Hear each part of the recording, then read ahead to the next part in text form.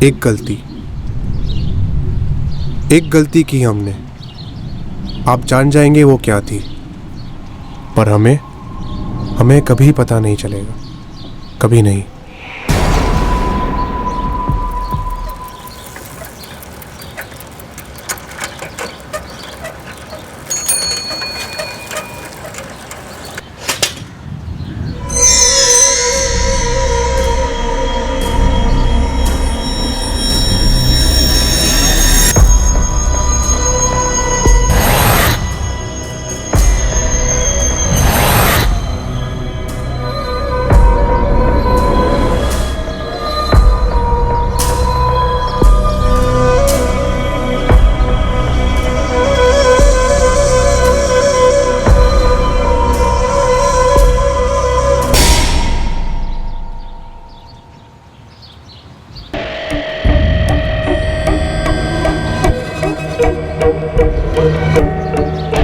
ये दुकान हमारी है मैडम, अभी ही काम शुरू किए थे। और लाश किसकी है? हम नहीं जानते मैडम।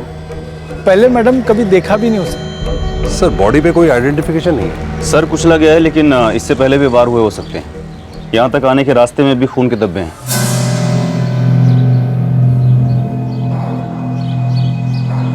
सर पूरा एरिया सर्च करो, आसपास कहीं कोई लड़की की बॉडी भी हो सकती है।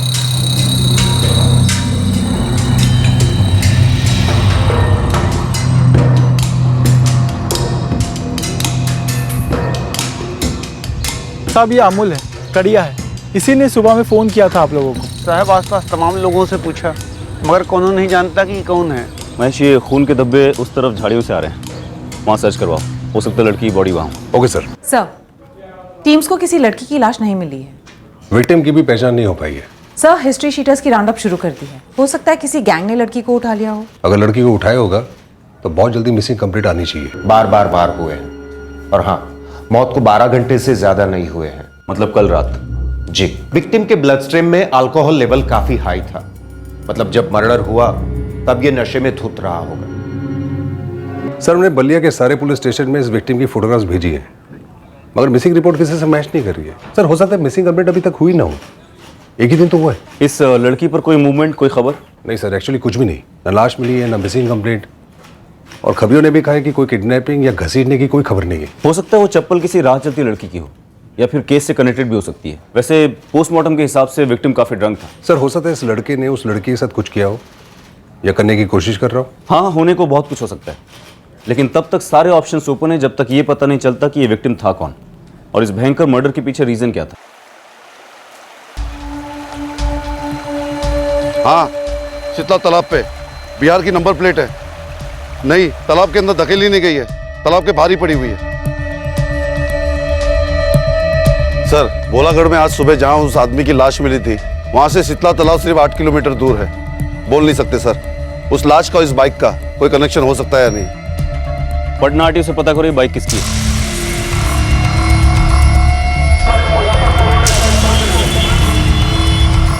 हाँ जी, बाइक का रजिस्ट्रेशन तो जुनून है सर, लेकिन बाइक हमारे पटना में नहीं, छपरा आरटीओ में रजिस्टर्ड है। बाइक किसी कमल भगत के नाम पर रजिस्टर्ड है। इस कमल भगत का कोई एड्रेस भी होगा? हाँ सर, छपरा का एड्रेस है, नंबर भी और फोटो भी है। तुरंत भेज दीजिए।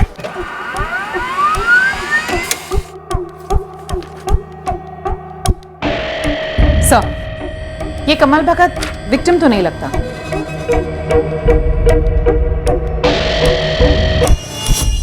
आदमी की लाश मिलती है उत्तर प्रदेश बलिया के भोलागढ़ में, और यहाँ से 8 किलोमीटर दूर शीतला तालाब पे वो बाइक मिलती है, जो कि बिहार के छपरा के कमल भगत के नाम पर रजिस्टर्ड है। चांसेस बहुत कम है कि हमारा विक्टिम और ये बाइक आपस में जुड़े हुए हों, लेकिन फिर भी पता करो कि ये कमल भगत है कौन और इसकी बाइक यहाँ कैसे आई। हमारा विक्टिम अब तक अनआइडेंटिफाइड है, हो सकता है कि कमल भगत उस पर कोई रोशनी डाले। जी मैडम, BR 1476K9, हाँ ये तो हमारी बाइक है, लेकिन ये यूपी के बलिया गांव में क्या कर रही है? ये आप हमसे पूछ रहे हैं? आप अपनी बाइक से ही क्यों नहीं पूछ रहे थे कि वो अपने आप छपरा से बलिया कैसे पहुंच गई? जी मैडम, वो बाइक तो हमारे नाम पर ही है, लेकिन हमारा छोटा भाई चलाता है, नितिन, और वो 14 अक्टूबर से घर भी वापस नहीं आया। आज 18 अक्टूबर है, कहीं आपका भाई बलिया तो नहीं आया था? मैडम हमें कोई आइडिया नहीं है मैडम, उसका फोन भी बंद है। देखिए, हमें एक डेड बॉडी मिली है, लेकिन बाइक के पास नहीं। बाइक से 8 किलोमीटर दूर एक दुकान में मिली है। हम आपको फोटो भेजते हैं, आप देखकर बताइए।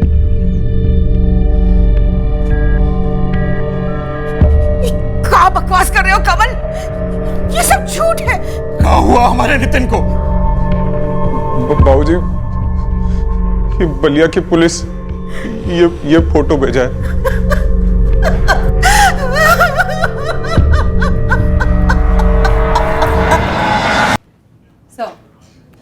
लाश कमल भगत के भाई नितिन की है। नितिन का फोन नंबर भी मिला है। बिहार के छपरा में बाइक के स्पेयर पार्ट्स की दुकान है इसकी। 14 अक्टूबर से घर नहीं लौटा है और उसके मोबाइल भी स्विच ऑफ था। तो मतलब missing complaint out of state Chhapra में दर्ज है? सर, फैमिली ने कोई मिसिंग कंप्लेन दर्ज ही नहीं की। ये अजीब नहीं है? ये नितिन 5 दिन से घर नहीं लौटा और किसी ने उसे मिस नहीं किया? या फिर इस सब के बीच में हम कुछ मिस कर रहे हैं? सर, उन्हें पता तक नहीं कि नितिन बलिया क्यों आया था। 14, 15, 16, 17, 18 5 दिनों तक तुम्हारा भाई नितिन घर नहीं लौटता, उसका फोन स्विच ऑफ रहता है और तुम कुछ नहीं करते। परिवारों में अक्सर ऐसा होता नहीं है। बताओ, ये क्या छुपा रहे हो?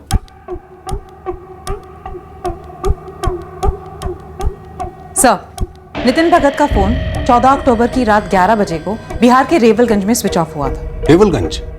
ये छपरा, ये रेवलगंज 9 किलोमीटर दूर है। 14 अक्टूबर को नितिन के मोबाइल से किए गए और आए सभी कॉल्स में स्कैन करती हूँ। सबसे पूछताछ करो। सर, ऐसा नहीं है जैसा आप समझ रहे। नितिन का हमेशा का ही था।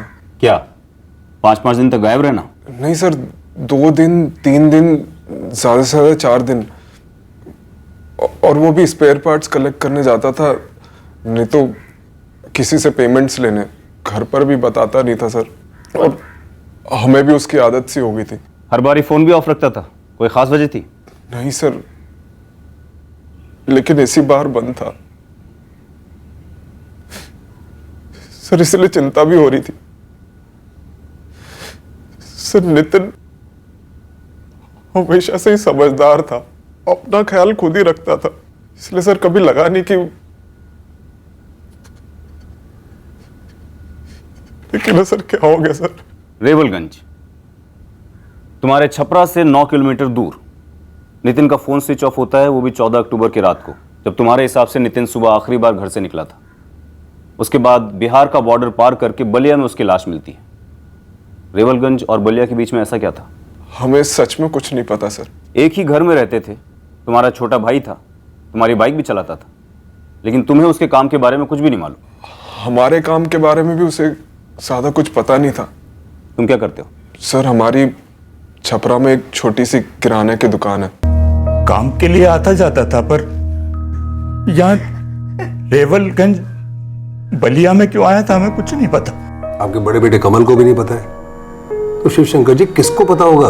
साहब, सोनू से बात करी, वो नितिन की दुकान में काम करता है, और दूसरे दिन 15 अक्टूबर को वो घर भी आया था।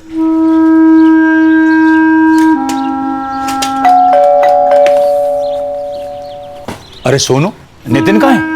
फोन भी बंद आ रहा है उसका। कुछ बता के गया? कहाँ गया है? नितिन भैया ने तो कुछ नहीं बताया, और वैसे अगर कहीं जाते हैं तो दुकान की चाबी जरूर दे जाते हैं, लेकिन इस बार तो वो भी देके नहीं गए।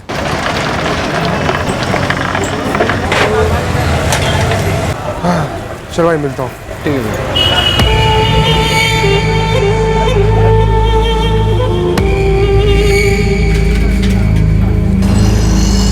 आप क्या करें काका, बिना चाबी के दुकान कैसे खोलेंगे? तो रुक, एक चाबी तो कमल के पास भी होनी चाहिए। कमल, ए कमल!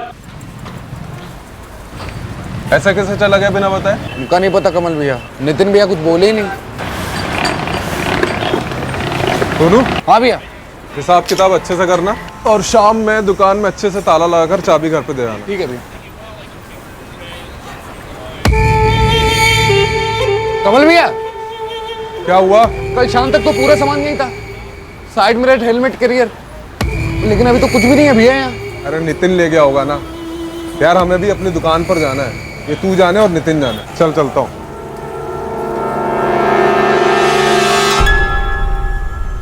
एक दो आइटम नहीं, काफी सामान गायब हुआ है दुकान से, फिर भी आपको अटपटा नहीं लगा? अटपटा लगा था साहब, पर हमारे बेटे नितिन के साथ ऐसा कुछ हो सकता है इसका तो ख्याल ही नहीं आया। और ऐसा ख्याल आता भी कैसे साहब? साहब, हमारे बेटे के साथ ऐसा कौन किया? सोनू ने जब हमें खाली शेल्फ दिखाई तो 1 मिनट के लिए हमें भी बहुत अजीब सा लगा था, लेकिन नितिन अक्सर बल्क में डिलीवरी करता था, हमें लगा रात में आकर ले गया होगा सामान। आपका भाई 5 दिन से घर नहीं लौटा है, फोन स्विच ऑफ है, दुकान से सामान गायब है, और आप लोग आंख में पट्टी, कान में रुई और दिमाग में ताला लगाकर बैठे। कमाल है कमल। जी धीमन दीक्षित बोल रहा हूँ जी, मेरा यहाँ गैरेज है एक छपरा में। आपका नंबर हमें नितिन भगत के फोन रिकॉर्ड से मिला है। आपकी नितिन से आखिरी बार कब बात हुई थी? 13 तारीख नहीं 14 तारीख को दोपहर में, और उसके बाद नितिन आया भी था मुझसे मिलने। प्रणाम दीवन जी। प्रणाम भाई प्रणाम नितिन, ये लो 40,000 रुपये तुम्हारे। धन्यवाद दीवन जी। अरे भैया पैसे गिन तो लो।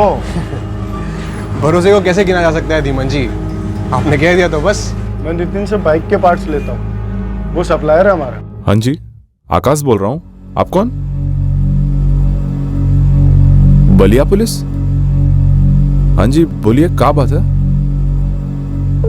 जी हम छपरा में ही रहते, लेकिन इस वक्त तो लखनऊ में है। वो छपरा में हमारा गराज है, लेकिन बात क्या है मैडम? आकाश वर्मा, 14 तारीख के 12:15 पर तुम्हारी नितिन भगत से बात हुई थी? हाँ जी हुई थी। कुछ पैसों को लेकर? नहीं, पैसों को लेकर तो नहीं, बस ऐसे ही हालचाल पूछा था मैडम। लेकिन बात क्या है मैडम, आप ये सब क्यों पूछ रही है? नितिन का मर्डर हुआ है।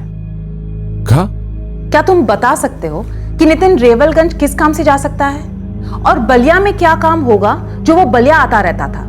नितिन अपने बिजनेस के बारे में ज्यादा बात नहीं करता था, और हम भी इसीलिए उससे कुछ पूछते नहीं थे। बस दोस्ती थी, इसलिए स्पेयर पार्ट सस्ते में बेचता था। इसके अलावा हमें कुछ नहीं पता मैडम। जी मैडम, हमारा ही नाम राहुल अग्रवाल है। जी जी हमारी नितिन से बात हुई थी, उसके बाद तो वो अपनी पेमेंट लेने के लिए आया था, और कुछ 34,000 का हिसाब बाकी था। मैडम हमने सारा हिसाब चुकता कर दिया था। सर घर वालों को कोई आइडिया नहीं है ये नितिन रेवलगंज क्यों गया था और बलिया से उसका क्या ताल्लुक था। 14 अक्टूबर को नितिन ने 2 spare parts clients Dhiman Dixit और राहुल अग्रवाल से पेमेंट्स कलेक्ट किए थे। उसके बाद एक गराज ओनर आकाश वर्मा से सिर्फ बात की थी। कुल मिला के उसके पास 74,000 थे। जिस दिन इतना सारा कैश कलेक्ट करता है उसी दिन नितिन गायब हो जाता है, और फिर उसके अगले दिन उसकी दुकान में काम करने वाले सोनू और उसके भाई कमल को पता चलता है कि दुकान से भी कुछ सामान गायब है, और फिर 16 अक्टूबर को उसका मर्डर हो जाता है। सर नितिन की दुकान की एक चाबी उसके भाई कमल के पास और एक उसके खुद के पास थी। महेश, लेकिन इस केस की चाबी मुझे लगता है कोई एक झूठ है जो इनमें से कोई बोल रहा है, फैमिली, दोस्त या क्लाइंट। सर सभी के फोन रिकॉर्ड्स निकलवा रहे हैं। पता करो इस नितिन का बलिया और रेवलगंज से क्या कनेक्शन था। कोई जान पहचान वाला ही है जिसने नितिन के कत्ल की साजिश की है, लेकिन क्यों? 74,000 रुपयों के लिए, और बाइक पीछे छोड़ दी, या फिर कोई और वजह थी?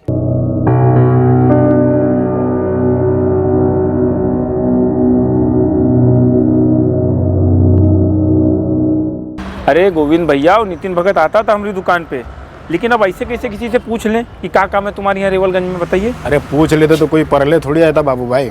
अब तो पूछ भी नहीं सकते, मर गया बेचारा। तो सुन तो सकते हैं, कान और आंख दोनों खुला रखिए। जैसे कोई खुसुर पुसुर होती है ना, फटाक से फोन घुमा दो हमको, समझे? चलो कर लो बात। अरे भैया, यहाँ रेवलगंज में कोनो खजाना छिपा है क्या, जो इतना बातचीत हो रहा है? हमको भी तो जानना है। फिर पाल न गई है।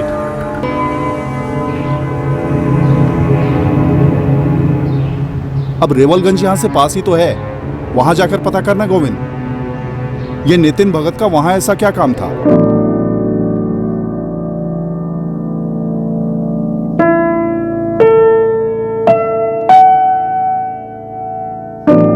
हमें कैसे पता कितने पैसे मिले नितिन भैया को? साहब हम तो बस उनकी दुकान में नौकरी करते थे। लोग आते, हम माल दिखाते, रेट बताते और माल बेच देते थे साहब, बस। नितिन गले में 74,000 रुपये रख कर गया था, इसलिए तू रात को दुकान में आया, पैसे चुराए, सामान लूटा और भाग गया, और अब यहां मेरे सामने खड़ा होकर भोला बनने की कोशिश कर रहा है। साहब हमने 2 साल ईमानदारी से काम किया है नितिन भैया के लिए, हम ऐसा क्यों करेंगे साहब? तो बता, रेवलगंज और बलिया के बीच में क्या था? हमें नहीं मालूम मालिक, सच में हमें नहीं मालूम।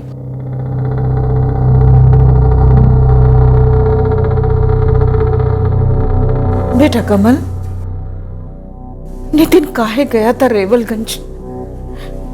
क्या था वहां पे? आप लोग भी जानते, हम सिर्फ उतना ही जानते जितना कि आप।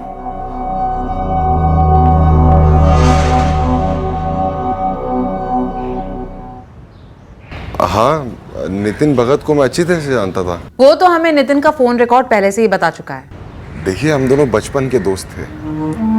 हम दोनों ने साथ पढ़ाई की थी, साथ बड़े हुए थे हम लोग। तो इतना तो तुम जानते ही हो गया अजय जायसवाल कि नितिन रेवलगंज क्यों गया था। साहब, दोनों भाइयों में नितिन ज्यादा स्मार्ट था धंधे के मामले में। इसका बड़ा भाई कमल चलता था इससे। चलने वाले जैसा तो लगता नहीं है, ठंडा सा बंदा है, जैसे तैसे अपनी दुकान संभालता है।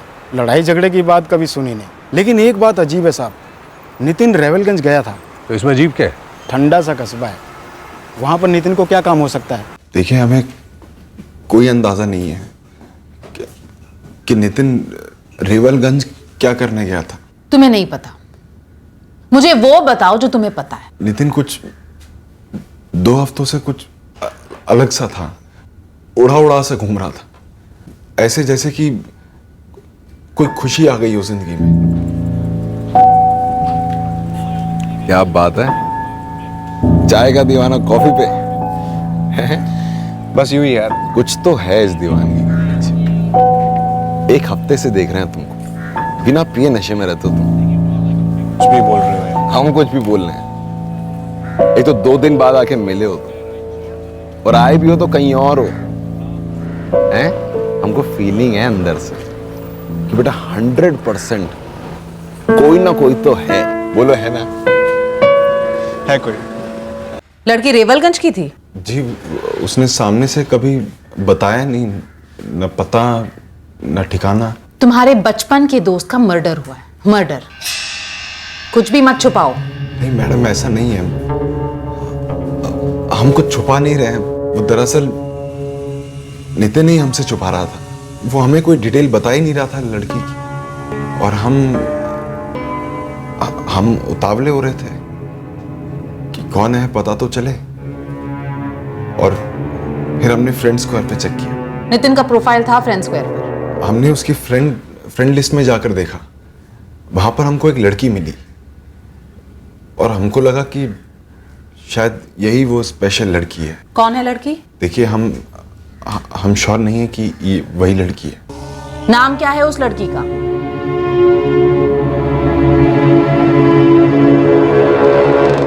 ये प्रीति का नाम सिर्फ प्रीति है, नो सरनेम। जी। और इसकी फ्रेंड स्क्वायर की फ्रेंड लिस्ट में सिर्फ एक ही फ्रेंड है, नितिन भगत। सर, हमने इतना डिटेल में जाकर झांका नहीं उसके पेज या फिर लिस्ट में। साइबर सेल को बोल करके नितिन का पूरा अकाउंट क्रैक करो, पूरी चैट हिस्ट्री निकालो उसकी। Okay sir. वैसे भी एक नाम और एक फेस तो है हमारे पास।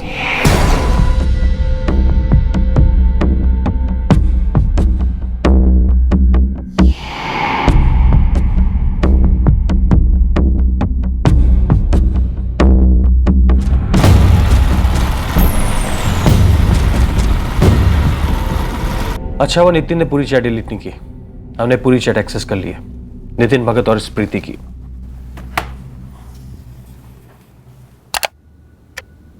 हाय। हेलो। फ्रेंड बनोगे? क्यों नहीं। हम प्रीति हैं। हम नितिन भगत। वैसे हमें भी तुम्हें मिलने का दिल करता है, तुम काफी हैंडसम हो नितिन। ओ थैंक्स, तुम भी बहुत ब्यूटीफुल हो। तो बोलो कब कहाँ मिलना है, जल्दी मिलते हैं। आज मिलते हैं।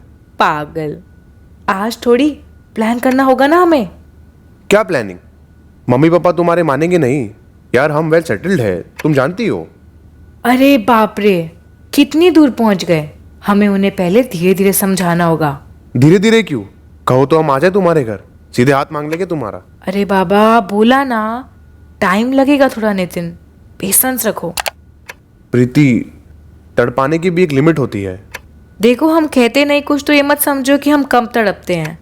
तो बस तड़प का दी एंड करते हैं आज। बस मिल लेते हैं एक बार। एक कॉफी से कौन सी दुनिया इधर की उधर होने वाली है, तो कब और कहां। ओके बाबा, कल मिलते हैं पक्का। ना, कल नहीं आज। बोला ना जानू, कल प्लीज। चलो यार, इतने दिन इंतजार किए हैं, एक और दिन सही। वैसे हमें छपरा में कोई अच्छी जगह पता नहीं है। तुम्हें अच्छी जगह पता है छपरा में जहाँ मिल सकते हैं आराम से? कल फोन पर बताएंगे तुम्हें। ओके, अभी लॉग आउट करना है। ये प्रीति नितिन को 14 अक्टूबर को फोन करने वाली थी। सर, फोन रिकॉर्ड्स के सारे कॉल्स क्रॉस चेक किए। 14 अक्टूबर को किसी प्रीति का फोन नहीं आया था, ना लैंडलाइन से, ना मोबाइल से, ना पीसीओ से। सर, कहीं इस नितिन के पास कोई दूसरा फोन तो नहीं था? नितिन का दूसरा नंबर? नहीं तो उसके पास एक ही नंबर था जो हम आपको दे चुके हैं। हमारे पास भी नितिन का वही एक नंबर था। उसके अलावा वो कोई और नंबर यूज कर रहा हो तो हमें नहीं पता। साहब, ये जो फोटो भेजी थी आपने मुझे, इसको देखकर तो मैं पहली नज़र में लग गया था। ये लड़की रेवलगंज की तो लगती नहीं है। फिर भी हमने पूरे कस्बे में घुमाई फोटो, गली गली में दिखाई। जिसको देखो वो एक ही बात करता है, इतनी टिप टॉप लड़की और रेवलगंज में। सूरज, 3 लोगों को काम पे लगा दो। ये लड़की बलिया की भी तो हो सकती है। शायद रेवलगंज में सिर्फ नितिन को मिलने के लिए बुलाया हो उसने। ऐसा है ना मैडम, ये आजकल फैन स्क्वायर पर थोक के हिसाब से झूठा प्रोफाइल बनता है। आप तो जानते ही होंगे। दीजिए हमको 2-3 दिन पता लगाते। 99.9% ये एक फेक आईडी लगती है। हो सकता है कि ये लड़की असल में एग्जिस्ट ही न करती हो। सर, साइबर टीम इस आईडी का आईपी एड्रेस निकलवा रही है, प्रोफाइल डिटेल्स भी। सर, 14 अक्टूबर को प्रीति नितिन से बात करने वाली थी। उसी दिन नितिन की 3 लोगों के साथ बात हुई है, आकाश वर्मा, धीमन दीक्षित और राहुल अग्रवाल। इन तीनों में से शायद कोई एक इस प्लान का मास्टरमाइंड हो सकता है। सर, तीनों की कॉल डिटेल्स मंगवाई है। इन तीनों में से अगर किसी ने भी ये साजिश रची हो तो उसकी ब्लूप्रिंट हमारे सामने होगी। सर, वैसे ऐसी प्लानिंग करने के लिए किसी को अंदर से मालूम होना चाहिए कि इस दिन कैश का इतना कलेक्शन या तो हुआ है या होने वाला है। साहब, आप हमारी बातों का यकीन क्यों नहीं मानते? हम उनके मामूली से चाकर थे। साहब, वो बोला हमें क्यों बताने लगे कि किस पार्टी को दिया उधार कब लेने जाने वाले हैं? बातें सिर्फ बताने से तो पता नहीं की जाती ना। दूसरों की बातें सुनी भी जा सकती हैं, दूसरों के खाते चुपके से पढ़े भी जा सकते हैं। सोनू, इतना भोला मत बन, बहुत मार खाएगा। हम मामूली से नौकर थे उनके। इतनी चालाकी भला हमें कहां से आ जाती? रेवलगंज के लिए निकलते वक्त नितिन की जेब काफी भरी हुई थी। कुल मिलाकर 74,000 रुपए कैश था उसकी जेब में। तो ये बात तुम्हें पता थी? कैसे पता होती सर? अच्छा, आपको पता है हमारी जेब में कितने पैसे हैं? कमल, वो तुम्हारा भाई था। आप फोन लगाइए, अपने भाई को फोन लगाइए और बताइए कि उनके जेब में कितने पैसे। लगाइए ना, फोन लगाइए। अच्छा, तुमने कभी किसी और को बताया था नितिन के टर्नओवर के बारे में? कितनी कलेक्शन होती है, कब होती है? एक काम करिए ना सर, आप सीधे पूछ लीजिए कि हमने ही अपने छोटे भाई नितिन को मरवाया या हमने उसे मार डाला है, वो भी 74,000 रुपए के लिए। आप पूछिए ना, सीधे पूछिए ना सर। मैडम, मजाक कर रही है ना? मर्डर मजाक होता है? तो मैडम, दोस्ती भी मजाक नहीं होती है। हम लोग बहुत खास पक्के दोस्त थे। दोस्तियां खासकर जवानी में अक्सर प्यार के कारण टूटती है। 2 दोस्त एक ही लड़की से प्यार कर बैठते हैं, एक दूसरे के रास्ते में कांटा बन जाता है, फिर एक कांटा हटाया जाता है। जाहिर है इस लव ट्रायंगल में कांटा नितिन साबित हुआ। आप पता नहीं क्या सोचकर निशाने से इतना दूर फायर कर रहे हैं। हम चाहते तो चुप रह सकते थे, अपनी चुप्पी कायम रख सकते थे हम, ये कहकर आपको कि हमें कुछ नहीं पता, क्योंकि हम अपने दोस्त के हत्यारे को जेल के अंदर देखना चाहते हैं। हमने कोई दाना वाना नहीं डाला है, ना नितिन को ना आपको। यस सर, आईपी एड्रेस रेवलगंज का है। तो एग्जैक्ट लोकेशन भी ट्रैक हुआ होगा? बिल्कुल सर, प्रभात साइबर कैफे, रेवलगंज।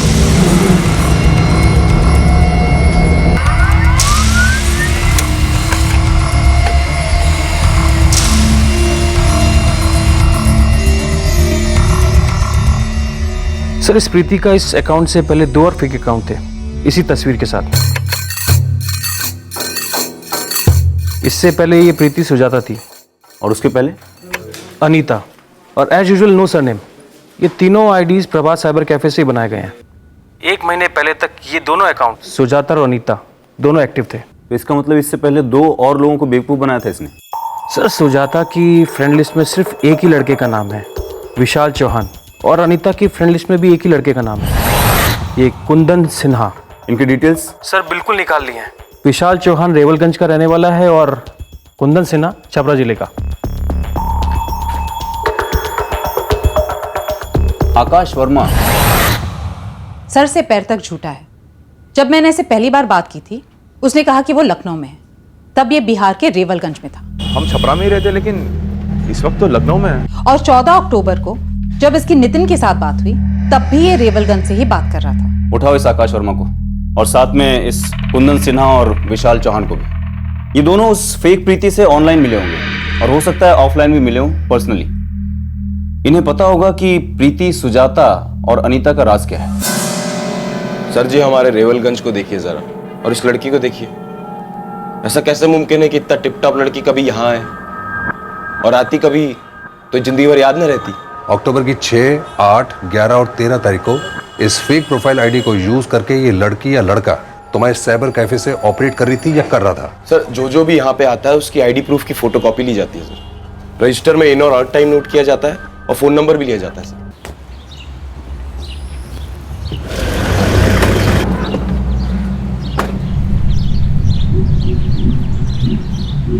आकाश वर्मा यही रहता है? जी, हम उसकी बहन है। बताइए। जल्दी बुलाओ भाई को। आकाश यहाँ नहीं रहता।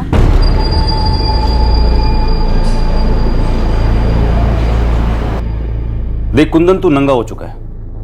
तेरे प्राइवेट चैट्स मेरे पास इस आईडी के साथ सेव्ड है। कहो तो पढ़ूं जोर से? नहीं नहीं सर, प्लीज। लेकिन हुआ क्या है सर? मर्डर हुआ है। हमें शक है कि इस अनीता ने नितिन नाम के एक आदमी का मर्डर करवाया है। कुंदन, पक्का ये चेहरा नकली है, एक नकाब है। तुम्हारी अनीता विक्टिम नितिन के लिए प्रीति थी। क्या ये स्टोरी?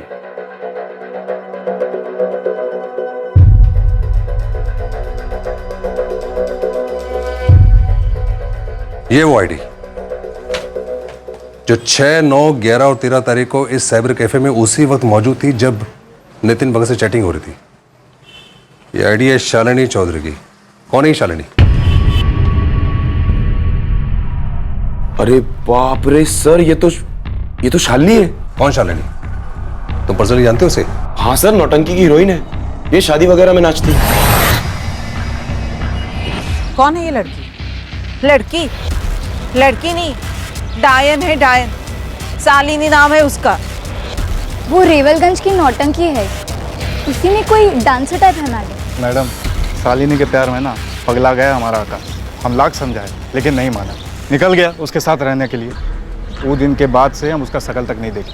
सर, सच बताएं तो हमें तो उसका असली नाम तक नहीं पता कि क्या है।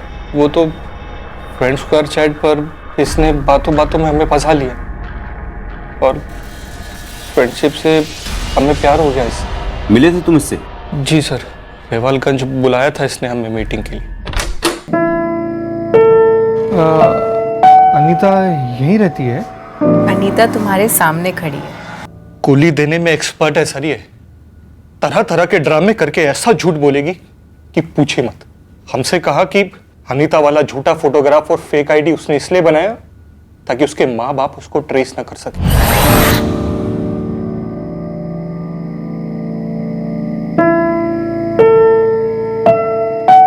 एक बात कहें हम तुमसे? हमने कभी सोचा नहीं था कि सेक्स इतना अच्छा हो सकता है।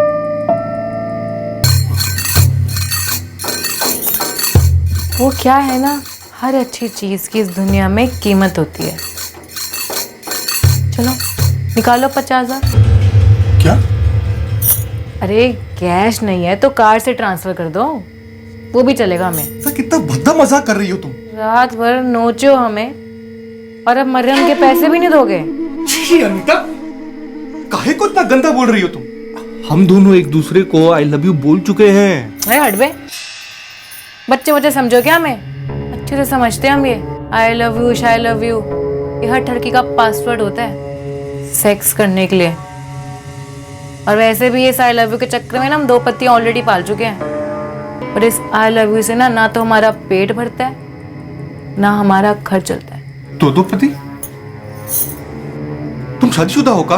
हम ना बहुत कुछ हैं, पर अभी हमारा मूड नहीं है हिस्ट्री डिस्कस करने का। रात भर साला तुम्हारी बायोलॉजी की क्लास ली है। जल्दी से हमारा अकाउंट्स क्लियर करो वरना हमारा मूड हो जाएगा LLB का। सीधे थाने घसीट ले जाएंगे तुम्हें, रेप चार्ज ठोकेंगे तुम पर और वहां सालों तक सलाखों के पीछे फिर आई लव यू बोलते रहना। सेम स्टोरी है सर, सेम टू सेम हमारे साथ भी ऐसा ही हुआ है। और ये जिल्लत, ये दर्द तुमने चुपचाप सहा क्योंकि मर्द को दर्द नहीं होता। एक बार भी दिमाग में नहीं आया कि पुलिस को कंप्लेन करो, ताकि तुम्हारी तरह कोई और बेवकूफ न बने? सर उसने रेप चार्ज लगाने की धमकी दी थी, बोली थी कि बिना बेल के अंदर जाओगे। सर हम अच्छे घर से हैं सर। हम तो उसके लव में पड़ गए थे सर। चैट आईडी से लव? उसकी असली शक्ल देखने के बावजूद ये लव मेकिंग तक जाता है। इसको तुम सच्चा लव कहते हो?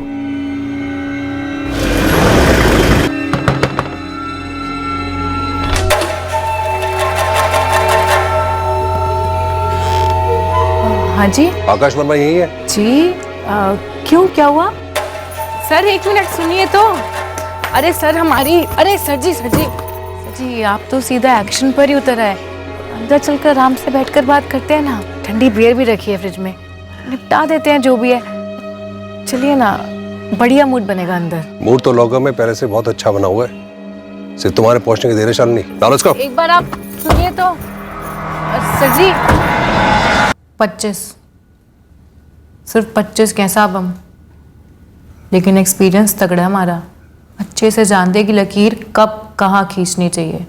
एक कानून है हमारा, वर्दी वालों को कभी ना ठगो। कुंदन और विशाल को छोड़कर और कितने लड़कों को ठगा तुमने?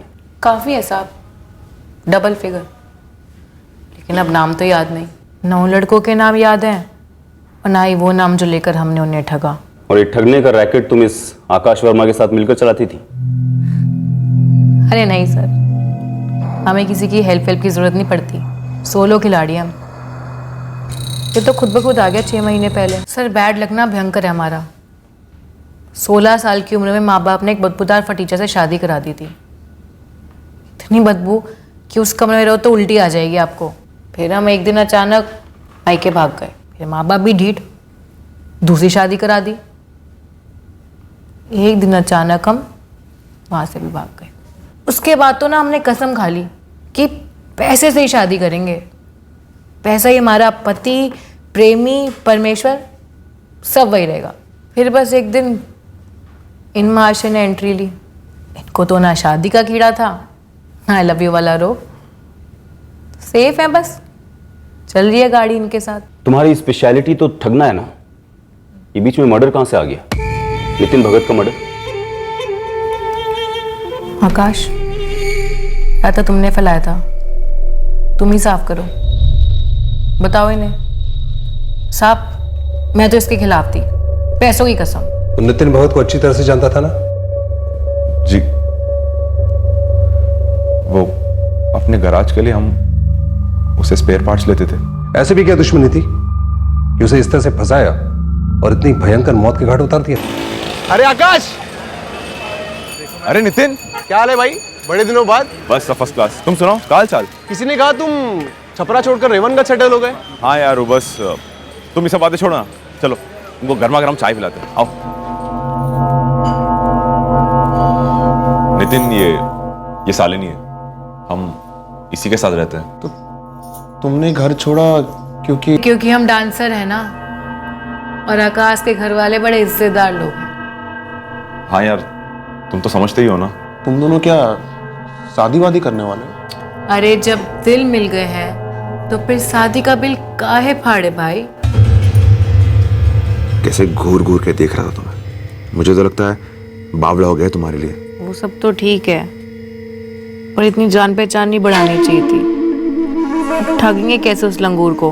लेकिन पार्टी तगड़ी है, कैश का धंधा है, बिजनेस भी सॉलिड है, और लौंडा भी काफी स्मार्ट है। यहाँ वहां से स्पेयर पार्ट लेके आता है, वो भी टॉप क्वालिटी का, और पूरा छपरा के गराज में बेचता है साला। और दिखने में भी बुरा नहीं है। क्यों? तो तुम कर लो ना शादी, क्या बोलते हो? यार यहाँ हम ठगने के प्लान बना रहे हैं और तुम हो कि साला में मैट्रिमोनियल का एड रटाए जा रहे हो। काम की बात करो ना यार, ठगेंगे कैसे? तो तुम प्रीति बनी जी, लेकिन जब वो आमने सामने आया तो उसने पहचाना नहीं तुम्हें? 14 अक्टूबर को वो रेवलगंज बिहार में था और हमें इसकी लाश 17 अक्टूबर को सुबह हमारे बलिया यूपी में मिली। वो आगे से पहुंची। 14, 15, 16 2 रात और 2 दिन। कहाँ था नितिन? 16 की रात को मारा था ना तुमने उसे? साहब हमने नितिन को प्रीति बनकर सिर्फ फंसाया था, पर 14 तारीख को हमने उसे शालिनी बनकर ही ऑफर दिया था। हाँ आकाश बोलो। आकाश नहीं, प्रीति बोल रहे हैं हम, प्रीति। प्रीति, तुम आकाश के फोन पे कैसे बोल रही हो? एक मीठा सा सेक्सी सा सरप्राइज दे हम तुम्हें। क्या? तुम ना हमसे पहले भी मिल चुके हो, फिदा हो चुके हम पे, और हम भी ना तुम पर पूरी तरीके से लट्टू हो चुके हैं। शालिनी, क्या हुआ? तस्वीर वाली प्रीति से कम सुंदर है क्या हम? पाँव में नहीं लोगे हमें?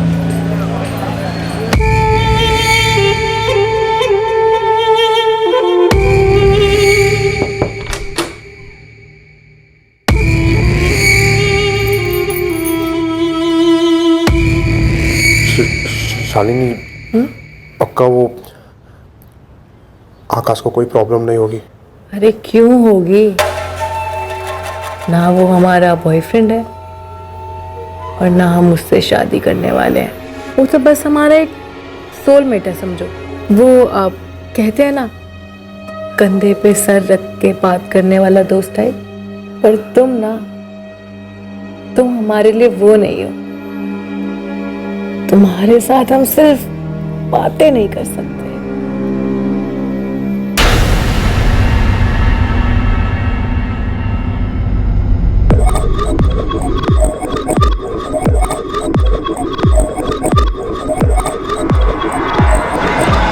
कितने पैसे थे जेब में? और चाबी?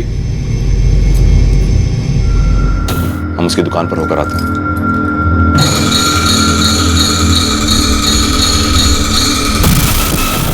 तो तुम दोनों को मालूम था कि 14 अक्टूबर को नितिन कलेक्शन राउंड पर था? हमें मालूम था कि वो कलेक्शन करता है, लेकिन वो उस दिन भी कलेक्शन कर रहा था, ये हमें नहीं मालूम था।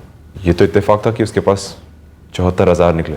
तो वो भी कम लगे तुम्हें जो चाबी लेकर गए उसकी दुकान में और ढेर सारे स्पेयर पार्ट साफ करके उसके शेल्फ से? और फिर तुमने उसे जान से मार डाला। ड्रिंक में नींद की गोली एक दिन, चल ज्यादा 2 दिन तक दे सकते हैं।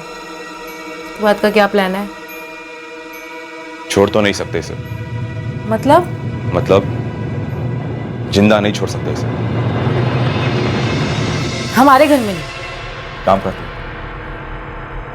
बिहार बॉर्डर के ऊपर लेके चलते, यूपी स्टेट में। किसी को कुछ पता ही नहीं चलेगा कौन था, कहां से आया था। हमने रेवलगंज के कच्चे रास्ते से बिहार उत्तर प्रदेश बॉर्डर पार किया और यूपी में घुस गए और फिर उसे भोलागढ़ ले आए, यहाँ बलिया में।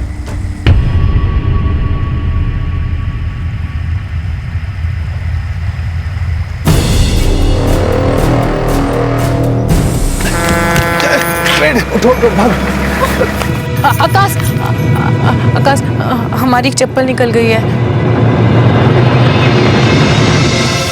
अरे चप्पल को छोड़ो यार, बाइक ठिकाने लगानी है, रेवलगंज भी पहुंचना है। सवेरा हो गया तो मर जाएंगे, कोई ना कोई देख लेगा। चलो भागो इनसे। जान से मारना गलत था साहब, नहीं मारना चाहिए था हमें। लेकिन हम क्या करते, हम आगे इस बुड़बक की बातों में मिस्टेक कर दिया बहुत बड़ा। सर जी सुनिए ना, आप देखिए अगर कोई रास्ता, कोई उपाय, कुछ तो होगा हमारे लिए। है ना, काफी रास्ते हैं। देखो, कल सुबह यहां से 20 मिनट की दूरी पर बलिया सेशन कोर्ट, कोई ट्रैफिक होगा नहीं, सीधा रास्ता है। फिर वहां पहुंचकर जज साहब बताएंगे कि आगे का रास्ता क्या है, मतलब कौन सी जेल, कितने साल, पूरा पैकेज स्टोर बनेगा तुम दोनों का। और तुम लोग फिक्र मत करो, तुमको कुछ नहीं करना है, कोई खर्चा नहीं होगा। देश का टैक्स पेयर है ना तुम्हारा ये टूर स्पॉन्सर करने के लिए।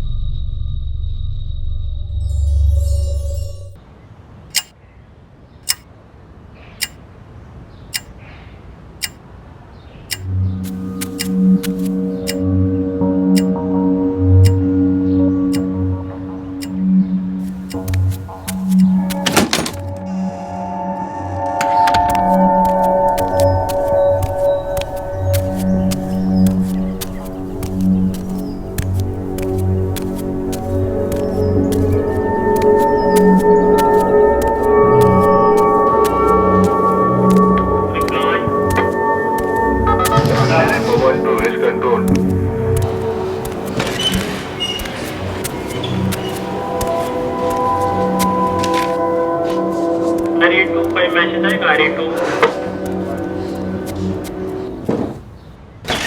Morning sir. Good morning, good morning. Raja, रात की क्या रिपोर्ट है?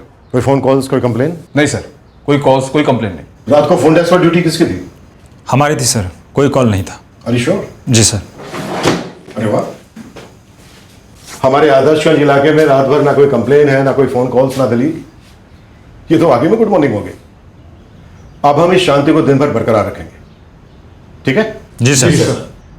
आदर्शगंज में वो रात शांत रही, पर उस सुबह सूरज के निकलते ही उस शांति की धज्जियां उड़ने वाली थी, मानो भूचाल आने वाला था।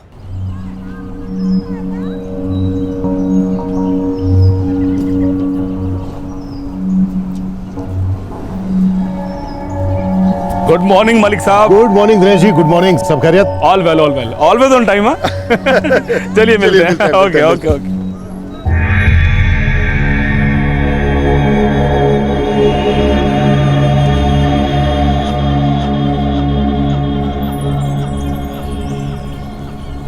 मंसूर साहब,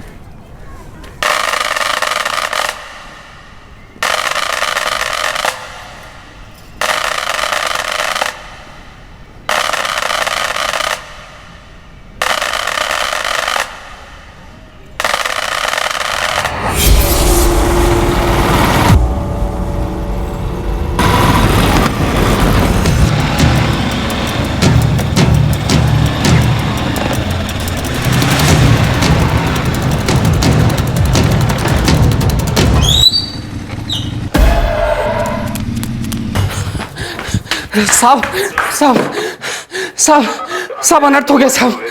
क्यों, क्या हुआ? सब मंसूर साहब पर फायरिंग हुआ साहब। कहाँ हुआ ये? आप चलिए, हम दिखाते हैं साहब।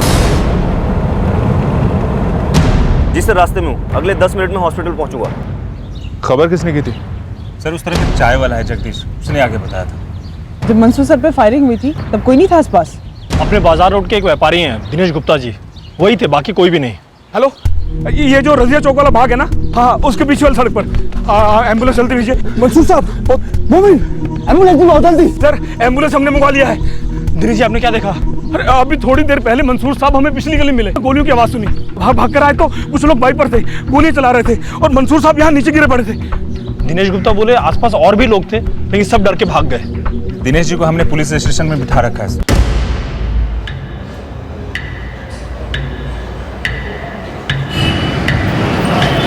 हम कांस्टेबल रामलाल बोल रहे हैं, आदर्शगंज थाने से। मैडम जी, एक बुरी खबर है। आज सुबह सुबह रामलाल जी जरा खुल के बोलेंगे? सब ठीक तो है? मंसूर सर पे गोलियां चली हैं। मैडम जी। ये क्या कह रहे हैं? जी मैडम जी, उन्हें सिविल हॉस्पिटल में ले गए हैं।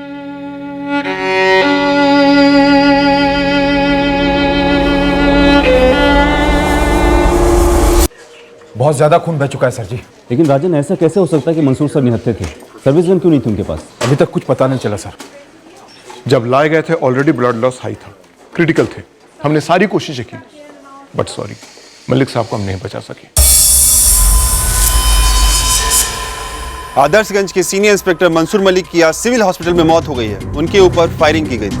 हमारे सूत्रों के अनुसार इंस्पेक्टर मलिक अपने रोज के मॉर्निंग वॉक पर थे जब मोटरसाइकिल पर आए हत्यारों ने उन पर 6 गोलियां दाग दी और फरार हो गए। एक और खबर सामने आ रही है जो खलबली मचा रही है, और वो ये है कि अपनी दबंगई और ईमानदारी के लिए जाने जाने वाले इंस्पेक्टर मंसूर मलिक सुबह मॉर्निंग वॉक के वक्त निहत्थे थे। उनकी सर्विस गन उनके पास नहीं थी और सुबह उसी वक्त उन पर हमला हुआ। हालांकि इस बारे में पुलिस हमें कुछ भी नहीं बता रही, पर हमारे गुप्त सूत्रों से पता चला है कि कत्ल के वक्त वहाँ और भी लोग मौजूद थे, लेकिन गोली चलने की वजह से सब लोग डर के मारे वहाँ से भाग गए। सीनियर इंस्पेक्टर मंसूर मलिक को सुपर कॉप की उपाधि दी गई थी जब उन्होंने आदर्शगंज में पूरी निष्पक्षता से एक क्रिमिनल गैंग की कमर तोड़ दी थी और अराजकता का राज खत्म कर दिया था। एक्चुअली जब व्हील इन हुए थे तभी समझो पल्स थी ही नहीं, ब्लड लॉस इतना ज्यादा हो चुका था।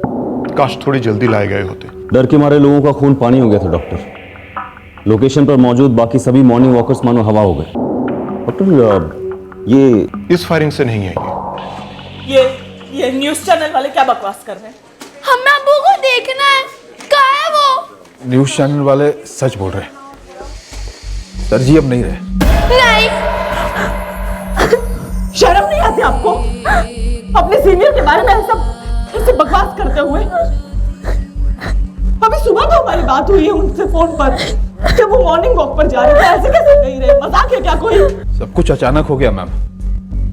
वॉक पर जाने से पहले सर जी हमसे भी मिलकर गए थे, पर हमें ये नहीं पता था कि उनके साथ हमारी वो लास्ट मीटिंग हो।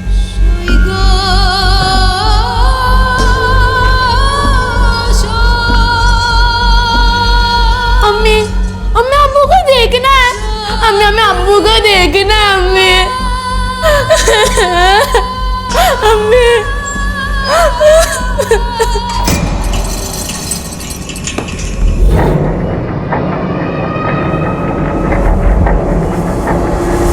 जब हम वहां पहुंचे तो इतना ही देख पाए कि वो लोग बाइक पर थे। शूटर्स का चेहरा देखा तुमने? नहीं देख पाए सर।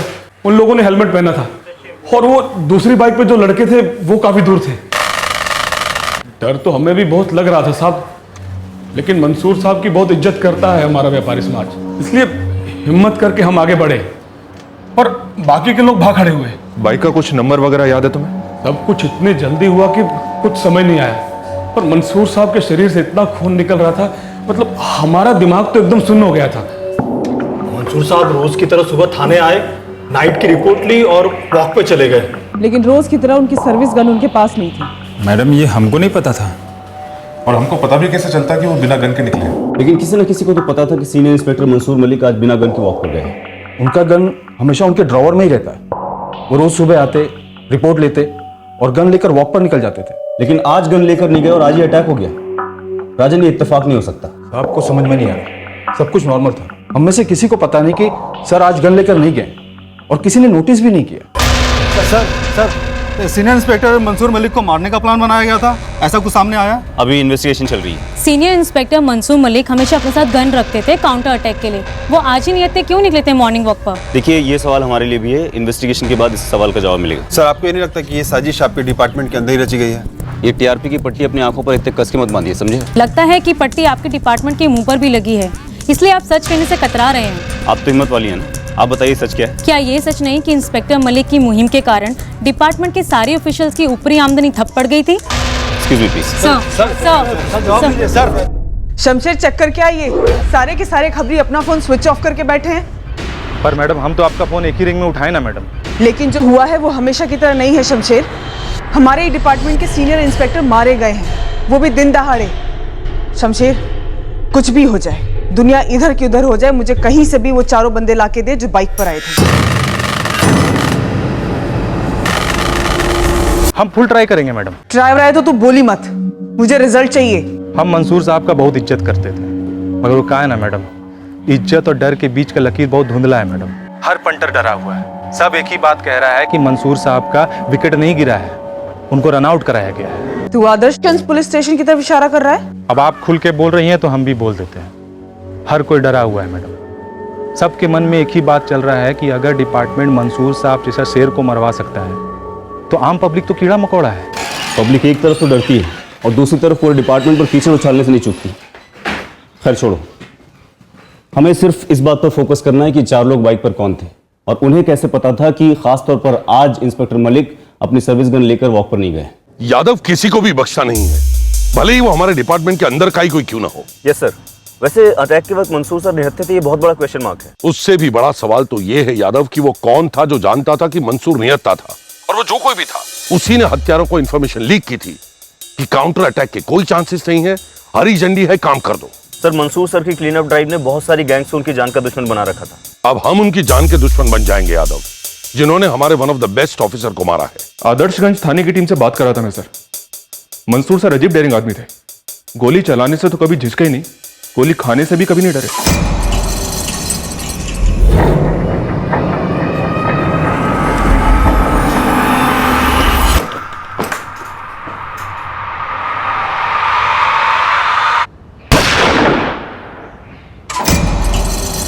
तुम एक चलाओगे, हम 10 चलाएंगे, लेकिन आज के बाद इस इलाके में तुम्हारी कभी नहीं चलेगी। पूरा आदर्शगंज थाना हमारे लिए एक सस्पेक्ट है। जिसने भी इंफॉर्मेशन पास की है कि आज सुबह मंसूर सर बिना सर्विस गन के मॉर्निंग वॉक पर गए या फिर ले जाना भूल गए, मुझे वो आदमी चाहिए। अगर वो हमारे हाथ में होगा तो शूटर्स और मास्टरमाइंड्स दोनों हमारे हाथ में होंगे। इन्वेस्टिगेशन टीम को हम सभी के मोबाइल नंबर चाहिए और खुफिया नंबर्स भी। हमारे पास एक ही नंबर है सालों से। हमारे पास भी एक ही नंबर है सर। देखो, यहाँ पुलिस ही पुलिस की तहकीकात कर रही है। अगर कुछ भी छिपाने की कोशिश करेंगे तो निश्चित पकड़े जाएंगे। पूरी कोऑपरेशन देनी है हमें। जो छिपाएगा वो पछताएगा। सर, कहीं ऐसा तो नहीं कि मंसूर मलिक उस सुबह अपने कैबिन में गए और उनके ड्रॉर में उनकी सर्विस गन का सिर्फ केस था, गन नहीं थी?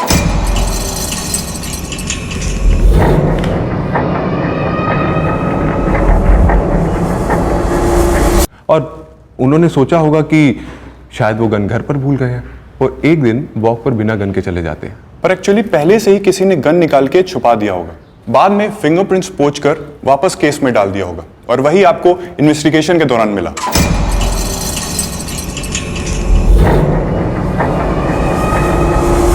अब कोई बाहर वाला सीनियर इंस्पेक्टर के कैबिन में घुसकर गन को निकालना, छुपाना और वापस रखना तो कर नहीं सकता सर।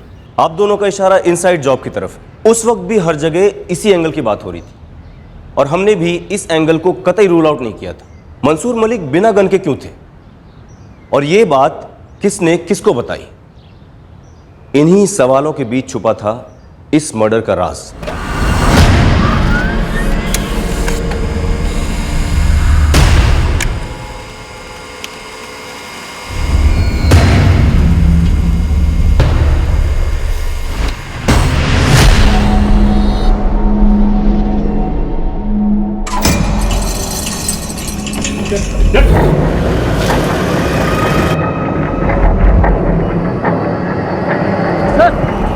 मालिक मालिक सरेंडर कर रहे हैं, बस हमको ठोकना मत। सर जी, अगर आप इस एंगल से टटोल रहे हैं कि हम में से किसी ने या हम सबने मिलकर वहां से गन गायब की और आप लोगों के आने से पहले फिर वहां पर रख दी, तो प्लीज सर इस एंगल को ड्रॉप ही कर दीजिए। सर जी, मंसूर साहब ऐसे कड़क अफसर थे कि उनकी सर्विस गन को गायब करने की बात तो दूर, यदि किसी ने छुआ भी होता तो पूरे थाने की परेड करा देते बुरी वाली।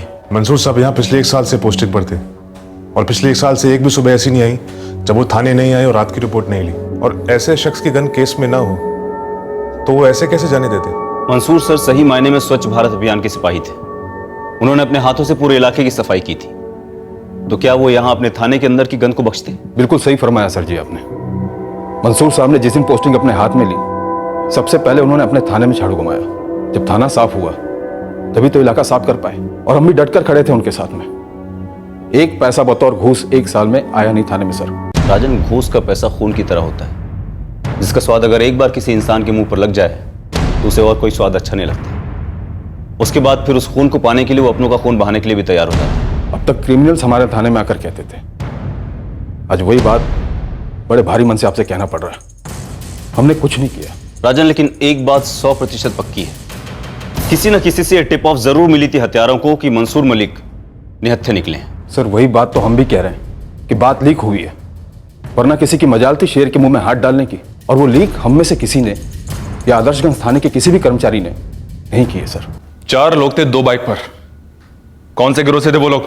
मंसूर सर पर अटैक करने का कोई भी गैंग सोच नहीं सकता है साहब। साहब कोई अगर आदर्शगंज का भी होगा ना साहब, तो आपको अभी यहाँ नहीं मिलेगा, यहाँ से बाहर जा चुका होगा। मलिक साहब के आने पर वैसे भी हमारी दाल रोटी छीन गई थी साहब।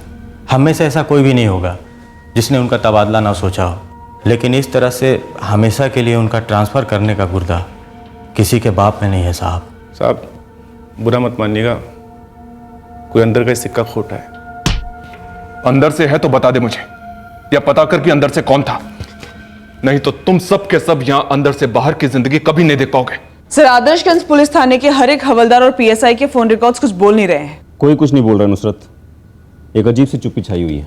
सर, खबरी नेटवर्क को 4 गुना टिप ऑफर किया, कोई कुछ बोल ही नहीं रहा, सब हिले हुए हैं। हिले हुए हैं या मिले हुए हैं? नुसरत भले ही कोई कुछ बोल ना रहा हो, लेकिन सबको पता है कि अगर मंसूर सर के पास हमेशा की तरह उनकी गन होती तो आज लाशों में शूटर्स की बिछी होती।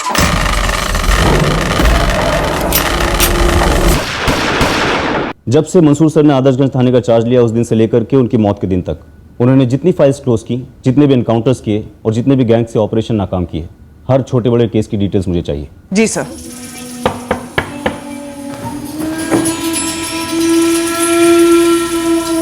गफूर भाई आप? सुल्तान, कुछ दिन रुकना चाहेंगे हम यहाँ। आप ही का घर है, आइए।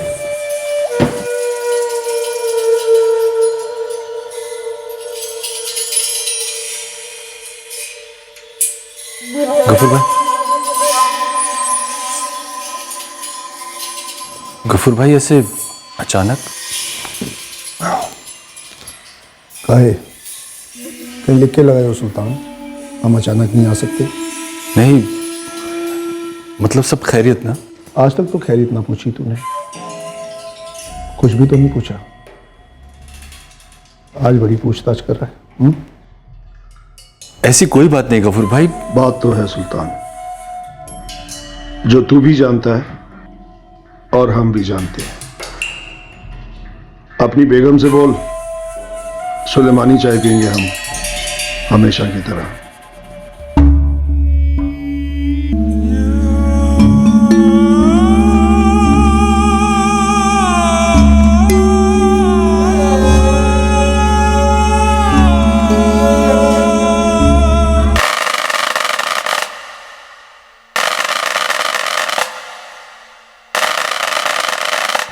अबे करना क्या है बे, हमको कुछ समझ में नहीं आ रहा। कुछ नहीं करते अभी, बैठे रहते चुपचाप। कब तक? जब तक मामला ठंडा ना पड़ जाए। अबे अंधा बह रहा है क्या? दिखता नहीं मामला दिन ब दिन कितना उबलता जा रहा है। ठीक है, तू ही बता दे फिर क्या करना चाहिए। अबे हम तुमसे पूछ रहे हैं और तुम हमसे पूछ रहे हो। शाहिदा जी, पूरे स्टेट की फोर्स लग जाएगी इस केस में और मंसूर सर के हत्यारे जरूर पकड़े जाएंगे। हमने सुना सबके सामने मार डाला उन्हें। हॉस्पिटल ले जाना तो दूर, कोई उनके पास तक नहीं गया था।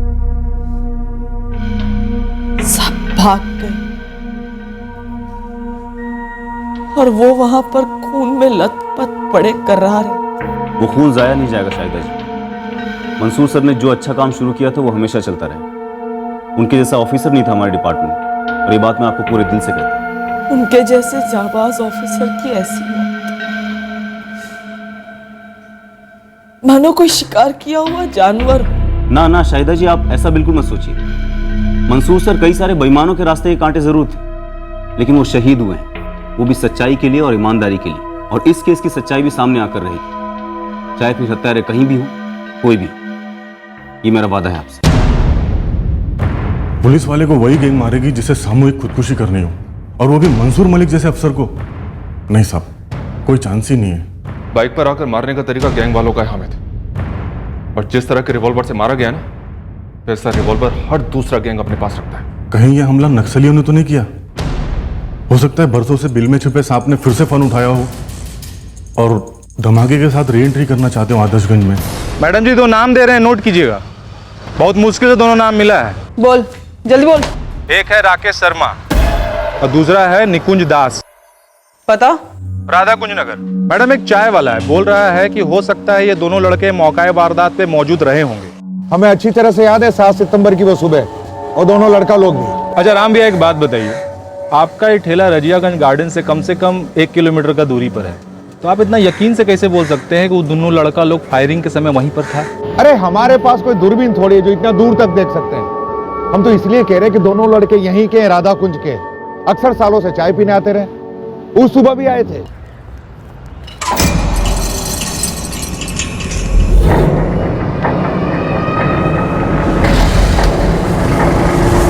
अब तुम पूछो कि हम तुम्हें उन दोनों के बारे में क्यों बता रहे हैं? नहीं पूछेंगे।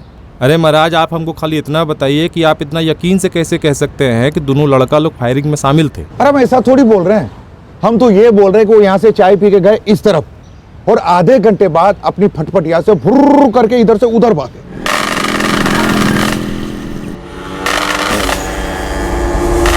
और उन दोनों के पीछे निकले वो हेलमेट वाले लोग, और उस दिन के बाद वो दोनों हमारे ठेले पे कभी दिखाई नहीं दी। हमारे बेटे ने कुछ नहीं किया है। अरे ये कैसी नाइंसाफी है? अरे कहाँ लेकर जा रहे हो हमारे बेटे को? आप घबराओ नहीं, हम कुछ नहीं किए हैं। मैडम प्लीज हमारी बात तो सुनिए। मैडम हमारी बात तो सुनिए। मैडम, आप हमें पूरी तरह गलत समझ रहे हैं। आप हमें समझाने का एक मौका दीजिए। मौका ही क्यों, हम तो तुझे चौका और छक्का भी देंगे। क्रिकेट के बॉल की तरह उठा के स्टेडियम के बाहर भी फेंकेंगे और अंदर भी लेके आएंगे, और यकीन कर हमारा, एक भी लूज बॉल हम छोड़ते नहीं है। नक्सली? जी सर, एंगल है तो सही, लेकिन इरफान, सालों पहले हमारे पूरे जिले को नक्सल मुक्त घोषित कर दिया गया है। शायद एक बार फिर से आदर्शगंज में पैर जमाने की फिराक में होंगे सर। सर, हम सुबह में चाय पीकर सिर्फ राउंड मारने के लिए गए थे। हाँ सर, हम वहाँ जरूर थे, पर हमारा इस सब से कोई नाता नहीं। तुम लोग वहां पर थे ये नाता साबित करने के लिए काफ़ी है। हम पर यकीन कीजिए सर, हम सिर्फ शेयर करने के लिए गए थे बस। देखो फटाफट बोल दो तुम दोनों, वो जो दूसरी बाइक पे 2 लोग थे वो कौन थे? हेलमेट वाले? हम नहीं जानते उनको, हम तो बस वहाँ ऐसे ही बैठे थे। तुम लोग वहाँ पर ऐसे नहीं बैठे थे, तुम वहाँ पर उन शूटर्स को इशारा देने के लिए बैठे थे कि मंसूर मलिक कब आने वाले। नक्सलियों के कौन से गुट से तुम दोनों? नक्सली? अरे नहीं सर, हमारा उनके साथ कोई कनेक्शन नहीं है सर। हम तो कह रहे हैं ना कि हम बस वहाँ पर ऐसे ही बैठे थे और सर देखा कि सामने से मंसूर साहब वॉकिंग करके आ रहे थे बस। सर हम तो जाकर उन्हें गुड मॉर्निंग कहने की सोच रहे थे। मंसूर साहब, लेकिन इतने में ही वो 2 हेलमेट वाले वहाँ पर आ थमके।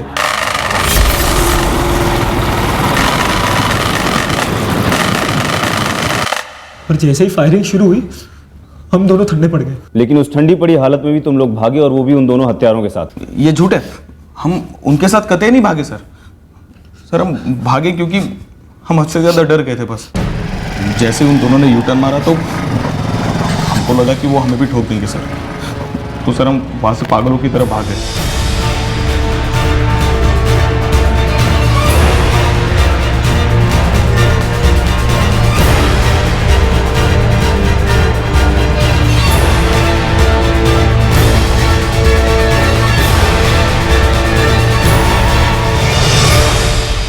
फटी पड़ी थी हमारी सर। सर हम बाकी लोगों की तरह हम भी भाग गए सर। तो हमारे पास क्यों नहीं आए तुम दोनों? और भी तो कोई नहीं आया होगा ना मैडम, हमको इन्वॉल्व नहीं होना था, हम तो घर से भी नहीं निकले। वो दोनों कौन थे? कोई नक्सली थे, किसी बाहर की गैंग के थे या लोकल गैंग के थे? वो लोग जो भी थे हम उनके बारे में नहीं जानते सर। और सोचिए ना सर, वो दोनों ने हेलमेट से चेहरा ढका हुआ था। अगर हम दोनों उनके साथ होते तो हम अपने चेहरे क्यों खुले रखते? ताकि हम लोगों को तुम पर शक ना हो। ये जो तुम्हारे सस्ते सस्ते 2 कौड़ी के तरीके हैं ना, कई सालों से देखते हुए आ रहे हैं हम लोग। सीधी तरह बताओ, तुम्हारा जोनल कमांडर कौन है और कौन से नक्सली ग्रुप को बिलोंग करते हो तुम लोग? सर हमारा यकीन करिए सर, हम कोई नक्सली नहीं है, स्टूडेंट है सर, स्टूडेंट। और सर हम तो मंसूर साहब के फैंस थे सर। सर उन्होंने हमारे इलाके के लिए इतना कुछ किया था सर, शायद किसी ने नहीं किया होगा। और सर हम उनके मर्डर के बारे में तो सपने में भी नहीं सोच सकते। इरफान, दोनों की फोन रिकॉर्ड्स और बचपन से लेकर अभी तक की हिस्ट्री मुझे टेबल पे चाहिए। और नुसरत, इनके घरों की तलाशी लो। नक्सली प्रोपेगेंडा मटेरियल के लिए लुकआउट रहे। नहीं, पिछले 1 साल तो क्या, कई सालों से किसी नक्सली ग्रुप से मुठभेड़ नहीं हुई हमारी। मैं बॉर्डर एरिया भी छान चुकी हूँ, पर कहीं ऐसी नक्सल मूवमेंट की खबर नहीं मिली। 6 साल पहले नक्सली मूवमेंट अपने पीक पर था, पर इनकी मॉडस ऑपरेंडी अलग रही है। ये पुलिस को अपने इलाके में या जंगल में घेर कर मारते थे, पर यूं शहर में आकर बाइक पर बैठकर गोली चलाना, ये नक्सली अटैक की हिस्ट्री में पहले कभी दिखा नहीं।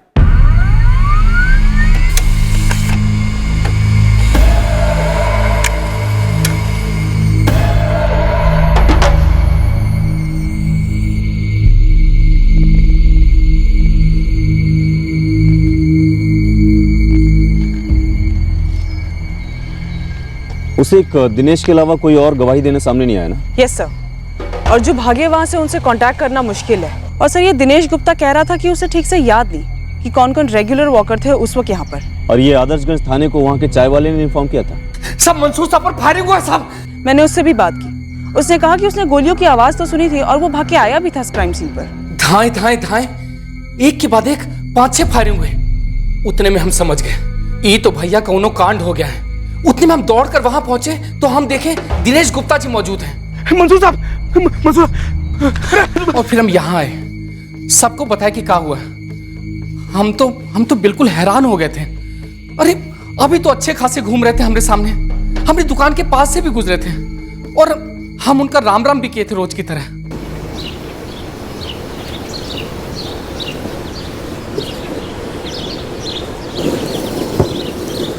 राम राम मंसूर साहब। राम राम जगदीश, राम राम। सब बढ़िया?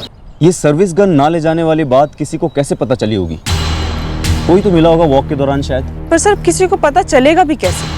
आई मीन सिविल कपड़ों में ज्यादातर गन शर्ट या फिर ट्रैक टी शर्ट के नीचे कमर के पास रखी जाती है। वही बात तो समझ में नहीं आ रही कि ये खबर लीक हुई तो हुई कैसे? पीछा कोई भी ऐसा जो उन पर नजर रखे हुए हो या फिर अजीब हरकतें कर रहा हो? इतना तो हमको ध्यान नहीं है, लेकिन हाँ इतना बता सकते हैं कि मंसूर साहब उस दिन भी यहाँ से निकले थे। हमेशा की तरह हम उनको राम राम भी किए थे। वो अपने डॉक्टर साहब से 2 मिनट के लिए बतियाए और आगे निकल गए। ये डॉक्टर साहब कौन है? वही अपने डॉक्टर पंकज सिन्हा, यही रजियागंज के पास उनका दवाखाना है। हम मिले थे इंस्पेक्टर मंसूर से, हम अक्सर मॉर्निंग वॉक पर मिला करते थे। डॉक्टर आपको कुछ भी सस्पिशियस लगा था?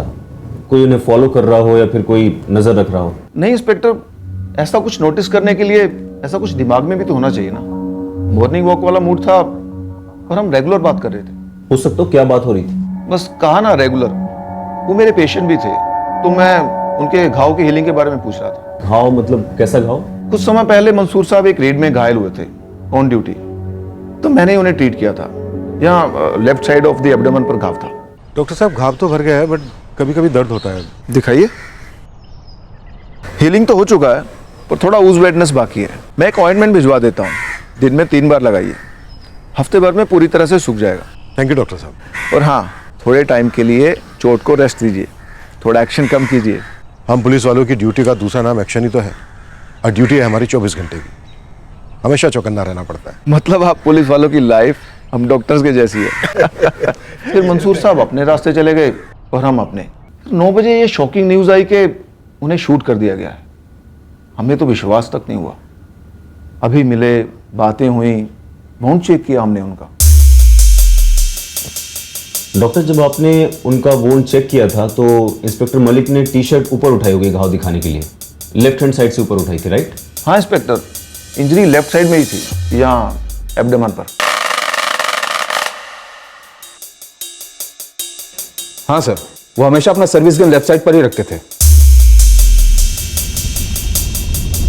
मंसूर से जो डॉक्टर को अपना घाव दिखा रहे थे उसी वक्त शायद किसी ने नोटिस किया होगा कि उनके पास सर्विस गन नहीं है और तुरंत हत्यारों को इन्फॉर्म कर दिया। सर वो जो कोई भी था, शायद मंसूर सर को रोज फॉलो कर रहा होगा और इसी बात का इंतजार कर रहा होगा कि कब अटैक किया जा सकता है। जगदीश, ध्यान से याद करने की कोशिश करो। जब इंस्पेक्टर मंसूर मलिक और डॉक्टर पंकज सिन्हा वहां खड़े होकर बात कर रहे थे उस वक्त कोई और था उस तरफ, या फिर इस तरफ, या फिर कोई भी ऐसा इंसान जो हर रोज उसी वक्त यहां पर आता हो? हाँ साहब, एक आदमी तो था। कौन? साहब पिछले कुछ दिनों से रहमान कादरी रोज यहाँ बैठकर चाय पीता था।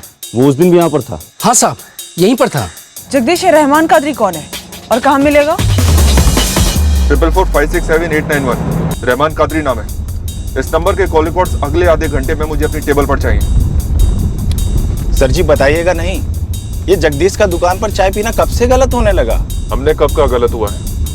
हमें तो बस शक है कि ये जो गुनाह हुआ है, जुर्म हुआ है, उसका तुम भी हिस्सा हो। हाँ साहब, मैं पिछले 5-6 दिनों से जगदीश का ही दुकान पे सुबह का चाय पीता हूँ। तेरे घर में गैस खत्म हो गई है? बीवी मायके गई है, तुझे घर से निकाल दिया है? साहब ये का उल्टे सीधे सवाल पूछ रहे हैं आप हमसे? नहीं, इस रहमान कादरी का तो हमारे थाने में कोई क्रिमिनल रिकॉर्ड नहीं था। इस रहमान कादरी के साथ मंसूर सर का कोई कनेक्शन था? नहीं, पर्सनली अगर जानते हो तो कह नहीं सकता, लेकिन काम से कोई कनेक्शन नहीं था।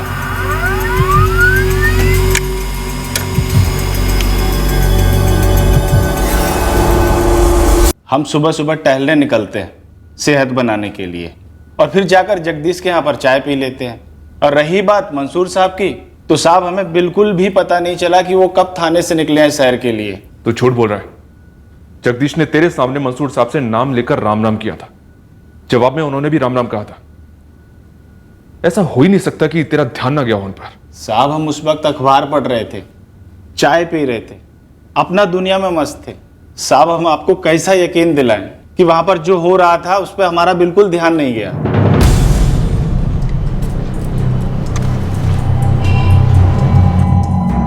गफूर खान? जी हाँ, गफूर खान। रहमान कादरी ने सुबह 6:45 पे गफूर खान को फोन किया था चाय की दुकान से।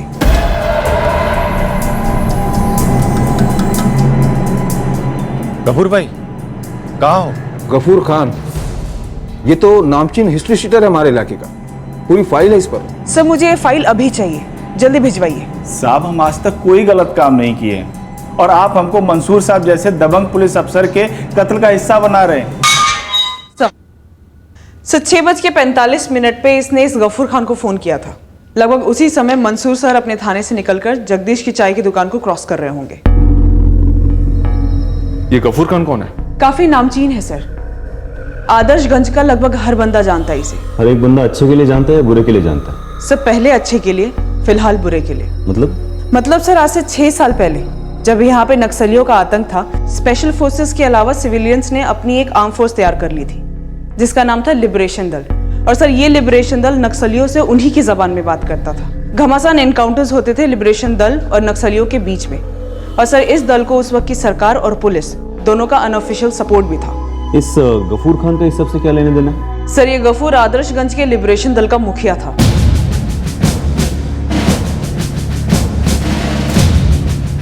शाबाश शाबाश शाबाश, तेज भाग, गन कंधे पे, लोड करो, फायर।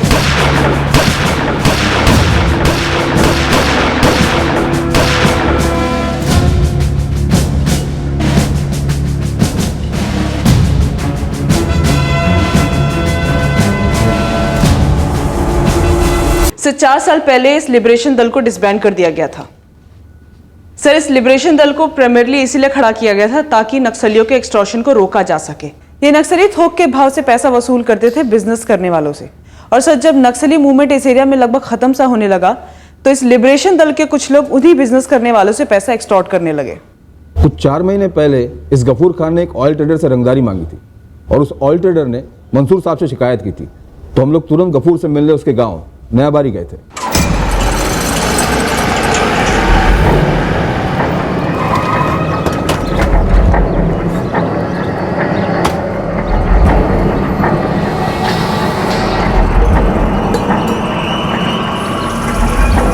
गफूर, तेरे लाडले शूटर अशफाक को कल शूट कर दिया हमने दौड़ा दौड़ा कर। खबर तो तुझ तक पहुंच ही गई होगी। वाह साहब, का इनाम दिए हैं आप हमारे अशफाक को। किसी ज़माने में यही अशफाक नक्सलियों को दौड़ा दौड़ा के मारा करता था और नाम आपके डिपार्टमेंट का होता था। सीने पे गोलियां हम खाते रहे यहाँ, जैसे बहादुर खान। तो तुझे क्या लगता है रंगदारी करने का, पैसे ऐंठने का लाइसेंस मिल गया तुझे? लोगों को लूटना बहादुरी है, मर्दानगी है सब। गफूर, आज के बाद मेरे इलाके में एक्सटॉर्शन, किडनैपिंग वगैरह तो छोड़। अगर कोई पनवाड़ी भी आया ना शिकायत लेकर कि तूने या तेरे किसी आदमी ने उसके पान के पैसे नहीं दिए, तो पान की तरह चबा दिए जाओगे और पीक की तरह थूक दिए जाओगे। वाह साहब, आप लोगों से और उम्मीद भी क्या की जा सकती है। जब नक्सली आपके सिपाहियों को गाजर मूली की तरह काट रहे थे तब किसने आप लोगों का साथ दिया? हमने लोगों को तैयार किया था, हमने लॉन्डो को ट्रेनिंग दी थी। आपके कितने सिपाहियों की जान बचाई है हमने, और आप हम ही लोगों का शिकार कर रहे हैं। लिबरेशन दल तैयार किया गया था नक्सलियों से लड़ने के लिए, खुद आतंक फैलाने के लिए नहीं। अब दल का काम खत्म हो चुका है, और अगर तू सोच रहा है नक्सलियों की जगह लेने की, तो मुझे किसी दलबल की जरूरत नहीं पड़ेगी। खुदा कसम मैं खुद ठोक दूंगा एक एक को।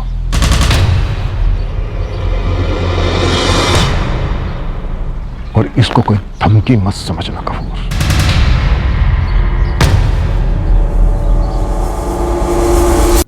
हाँ साहब,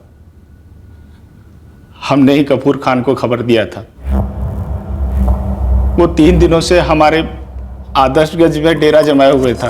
कपूर भाई कहाँ हो? अच्छी खबर है रहमान, आपका दुश्मन मंसूर एकदम निहत्था है। हम अपनी आंखों से देखें, उसका टी शर्ट के नीचे गन नहीं था।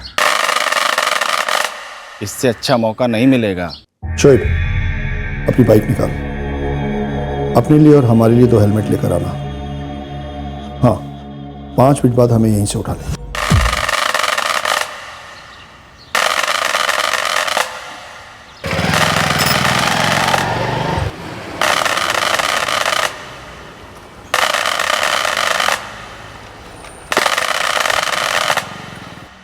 दौड़ा जल्दी जल्दी जल्दी दौड़ा।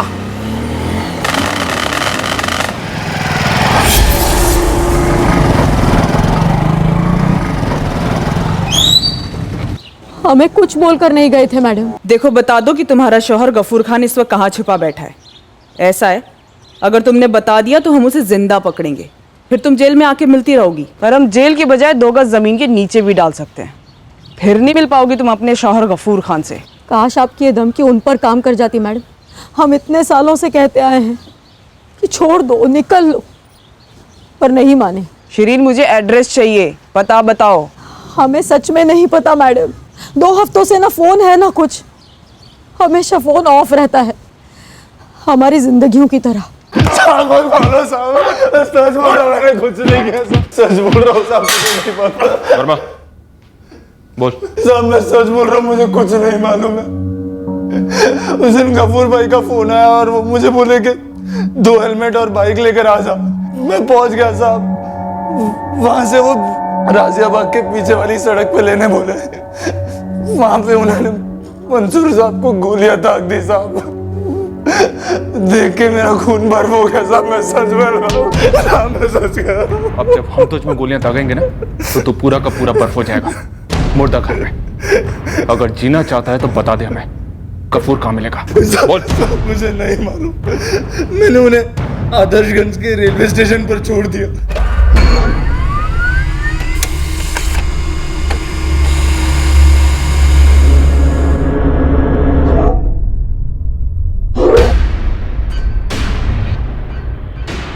लखनऊ की ट्रेन ली, इसका मतलब इसका लखनऊ में कोई ना कोई होगा जरूर।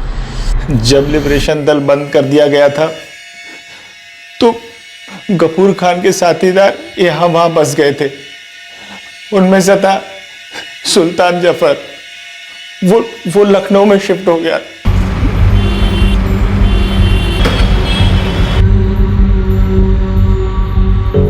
कब तक रहेंगे? हमें तो खुद नहीं मालूम कब तक रहेंगे, तो तुम्हें कैसे बताएं? जरूर कुछ कांड करके आए हैं आदर्शगंज में, कुछ छुपा रहे हैं या खुद छुप रहे हैं। देखिए हम बहुत बुरा फंसेंगे। समझ में नहीं आ रहा है, कैसे पूछे, क्या करें?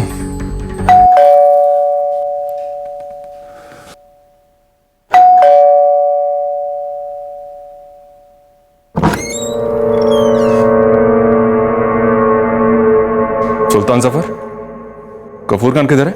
गफूर भाई अंदर है।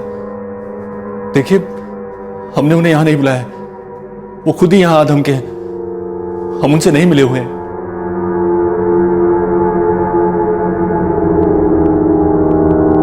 गफूर खान अगर भागना चाहता है ना तो जरूर भागना, क्योंकि तुझे दौड़ा कर ठोकने में हमें रत्ती भर भी झिझक महसूस नहीं होगी।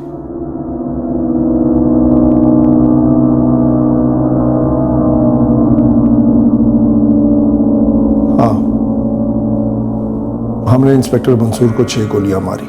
इसलिए क्योंकि इंस्पेक्टर मंसूर मलिक ने तेरी रंगदारी खत्म कर दी थी। इलाका है ये हमारा और दबदबा था हमारा यहाँ। हमने ये दबदबा नक्सलियों से छीना था। तो तुम उनसे बेहतर कैसे हुए? तुमने अपनी गुंडागर्दी शुरू कर दी। हम हैं गुंडे, और जब हम नक्सलियों से लड़ा करते थे तब भी हम गुंडे ही थे। हमने लिबरेशन दल का काम अपने हाथ में लिया क्योंकि हमारे पास कुर्ता था, डेयरिंग थी हमारे अंदर जो नक्सलियों को कंपा देती थी। हमारी फौज के कितने बहादुर सिपाही उस जंग में शहीद हो गए साहब। लिबरेशन दल में से कईयों ने उस जंग के बंद होने के बाद नए सिरे से जिंदगी शुरू की थी। ज्यादा दूर देखने की जरूरत नहीं है। तेरे दल के साथीदार सुल्तान जफर को ले ले, जिसके घर में तू छुपा हुआ था। जब दल बंद हुआ तो बंदा लखनऊ में जाकर ईमानदारी की जिंदगी बसर करने लगा, तेरी तरह क्रिमिनल नहीं बना। हाथ की 5 उंगलियां एक बराबर नहीं होती साहब। हाँ, नहीं होती, लेकिन अगर एक भी उंगली का नासूर बेइलाज हो जाए तो उस उंगली को काट दिया जाता है, वरना वो पूरा हाथ पूरा बदन सड़ाने लगता है। तो सोच क्या रहे हैं? कर दीजिए ना झूठा इनकाउंटर हमारा, जो आप हमेशा करते हैं। झूठा तो तू है गफूर, और तेरे झूठ का इनकाउंटर भी होगा, लेकिन अदालत में। तूने एक बहादुर और ईमानदार अफसर की जान सिर्फ इसलिए ले ली क्योंकि उसने तेरे बुरे धंधे बंद कर दिए थे। गफूर, कभी अपने आप को सिपाही मत समझना, वरना ये सिपाहियों की बहुत बड़ी तौहीन होगी।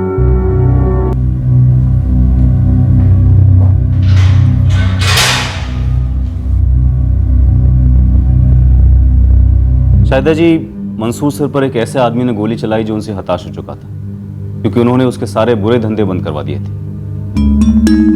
वो बस उसी दिन अपनी गन ले जाना भूल गए। जी हाँ, फिलहाल तो हम यही अनुमान लगा सकते हैं कि मंसूर सर के दिमाग से वो बात सिर्फ एक बार छूट गई थी। एक भूल की इतनी बड़ी कीमत चुकाई।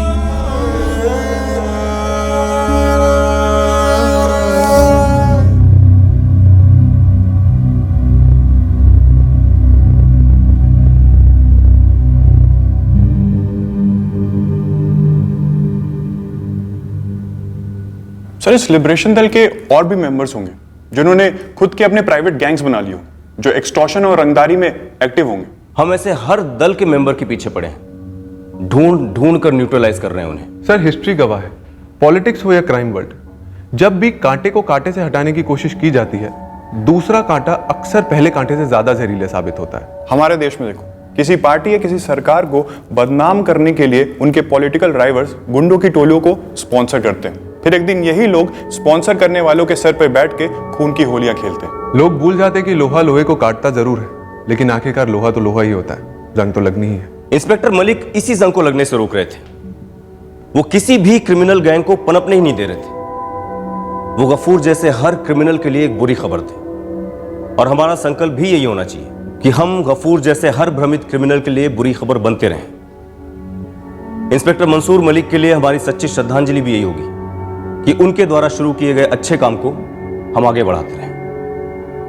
इस तरह के और भी एपिसोड देखने के लिए हमारे चैनल को सब्सक्राइब करें और बेल आइकन दबाना ना भूलें।